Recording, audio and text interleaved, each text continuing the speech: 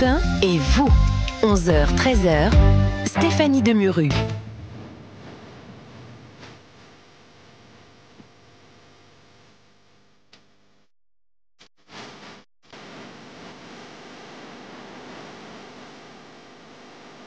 Ah, mais qui n'a pas dansé un slow? Alors pour pas les plus jeunes, hein, à part peut-être Monsieur Alexandre qui est notre jeune vieux. C'est fantastique, Hervé Villard, fantastique. Ah ben oui, vous adorez aussi, vous voyez, avec votre malgré votre jeune âge. Ah, j'adore. Claude François.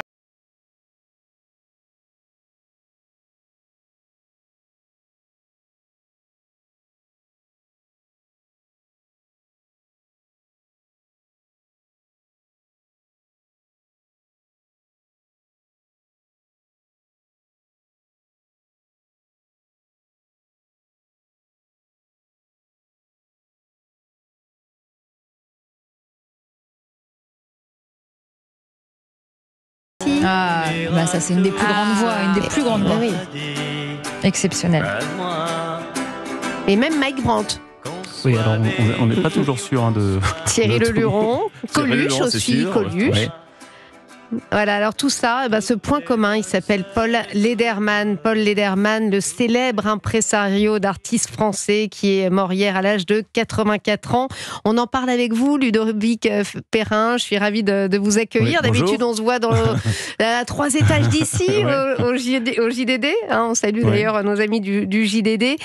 Qui c'était pour les jeunes générations, si on devait le résumer, Paul Lederman? Alors, Paul Lederman, c'est tout d'abord un génie du marketing. C'est-à-dire c'est un fils d'industriel qui est né à Tanger, au Maroc, et qui en fait va tenir très jeune un magasin de disques. Et en fait, la période est assez intéressante parce que c'est là où en fait les disques américains commencent à arriver. Donc tout juste après la guerre, et il va proposer à Claude François, il va suggérer de reprendre un titre qui s'appelle Girls, Girls, Girls, et qui va devenir Belle, Belle, Belle. Donc il va lui donner le coup d'envoi.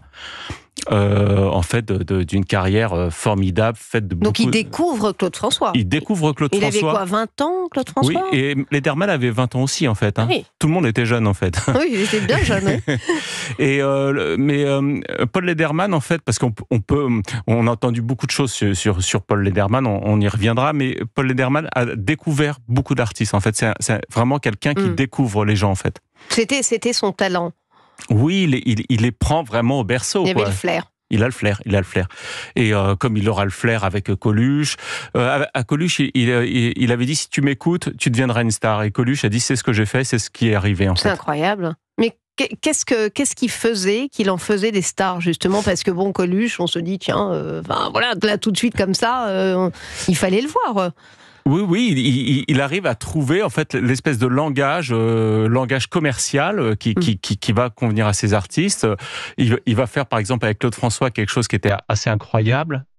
Oui, on va écouter d'ailleurs un petit morceau un petit extrait de Claude François.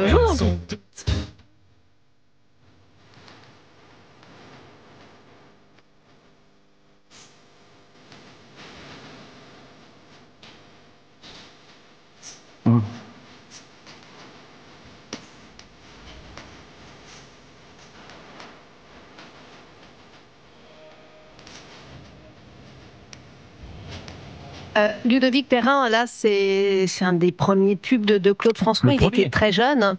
62, c'est le tout premier tube. Comment Paul Lederman l'a façonné, Claude François? Parce que c'était deux gros caractères, hein, ça il faut le rappeler. Alors, en fait, ce qui va forger toute la carrière de Claude François, ce qui va être très très nouveau, c'est de faire toutes ces adaptations En fait, il regardait les billboards américains et en fait, il se précipitait sur les titres et en fait, il les adaptait en français. Donc, c'est ce qui va se passer. Mais j'ai dire aussi une chose sur le côté marketing de Paul Lederman, c'est qu'en 1970, en fait, Paul Lederman ne s'occupe plus que des tournées d'été de Claude François. Et en fait, Claude François est un peu dans le creux de la vague et Lederman va avoir cette idée un peu qu'il a racontée dans le magazine Platine, c'est qu'il va organiser en fait le malaise en mars 70, il organise le malaise de Claude François sur scène à Marseille, c'est-à-dire il fait un faux évanouissement, une fausse mort de Claude François, donc en fait toutes les télés le voient comme ça. Donc Paul Lederman est à côté du brancard, on le sort de scène à la toute dernière chanson Je savais pas ça. Et la dernière chanson en fait c'est parce qu'il savait qu'ils allaient pas le public pourrait pas demander à se faire rembourser puisque c'était la dernière dernières chansons. Donc en fait, ils avaient fait cette espèce de truc et ça a relancé la carrière comme ça de Claude François par la presse, un peu à sensation. Et bon, il y a eu donc Michel Polnareff, que vous connaissez bien, puisque vous avez, je crois, écrit un livre sur Polnareff. Ludovic, pareil, il a été découvert par Paul Lederman. En fait, on ne sait pas très bien à quel moment il a intervenu avec Michel Polnareff, comme avec Mike Brandt et tout ça. Là, après, c'est des périodes aussi où les gens peuvent aussi donner un coup de main. Mais c'est vraiment les artistes phares de Lederman, ça a été vraiment Claude François. Après, il faut savoir que... La période des yéyés qu'on écoutait d'ailleurs sur Europe 1, ici même. Oui, il y avait le magazine Salut les copains, qui était un magazine qui a été monté par Franck Thénault et Daniel Philippaki le jeudi après-midi, donc il y avait beaucoup d'auditeurs. Le magazine papier, ça se vendait à 1 million d'exemplaires. Oui, ça fait rêver aujourd'hui. Bon, comme le JDD. Voilà. Alors, il faut savoir que Thierry Leluron et Coluche ont été lancés aussi un peu grâce à Claude François, parce qu'ils ont chacun fait les premières parties de Claude François. Donc, ils ont été lancés comme ça On a peut-être un petit extrait d'ailleurs de Coluche, mon cher Bebe en chef. J'ai pas dit que les Français étaient tous des cons, moi. Hein? Je l'ai dit? Alors je l'ai pas dit fort, hein? Ah oui, c'était la belle époque. On parlait sans contrainte, sans censure. Alors Coluche, qui avait toujours un petit mot comme ça qui piquait aussi à l'encontre de Paul Lederman, disait Paul Lederman ne voit pas les spectacles parce qu'il est à la caisse. Et c'était un peu la réputation, un peu la mauvaise réputation de Paul Lederman. Oui, c'était plus un homme d'affaires qu'un homme de musique finalement, plus qu'un artiste. Il avait les deux. Il fait partie de ces impresarios qui sont en même temps des gens qui vraiment propulsent des artistes. C'est vrai que rien que ce mot, on l'utilise plus, impresario. C'est tout un mot d'une époque. Ouais, il était surnommé Monsieur 80%. Et donc ça fait beaucoup, ça. Ça fait beaucoup. Et donc avec Claude François, la rupture avec Claude François, c'est quand Claude François s'aperçoit qu'il y a une double billetterie en fait. Et donc il y a une caisse pour Paul Lederman et une caisse pour les autres. Et donc c'est là où ils vont se séparer.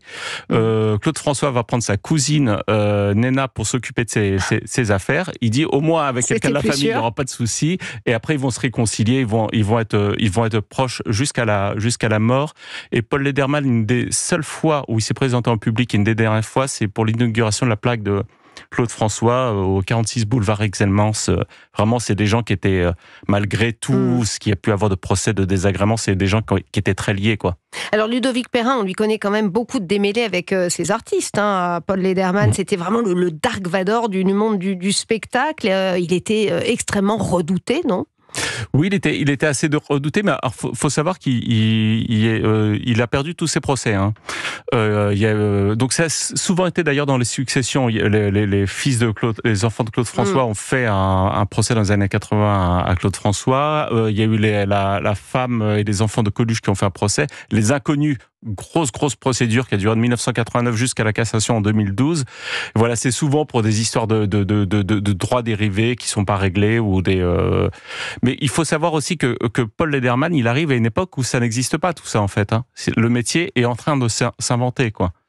Ouais. Qu'est-ce que c'était exactement, pardonnez-moi, pour les inconnus, qu'est-ce que c'était exactement leur désaccord? Il y a eu beaucoup Alors moi, ce que j'avais entendu, c'était déjà la propriété du nom des inconnus appartenait à Paul Lederman. Donc il y a eu déjà pas mal d'histoires qui les ont empêchés, quand ils se sont fâchés avec Paul Lederman, de poursuivre à nouveau la carrière sous ce nom-là. Après, ils ont reproché aussi des reversements de royalties. C'est des histoires qui sont assez tristes à la fin, parce que ce qu'on peut retenir aussi, c'est que cet homme... Ils sont restés très fâchés, d'ailleurs. Ils sont très fâchés. Il dit, je crois, je regrette de les avoir rencontrés. Enfin, je regrette de les avoir connus. Oui, oh là là. Oui, pour les inconnus, en plus.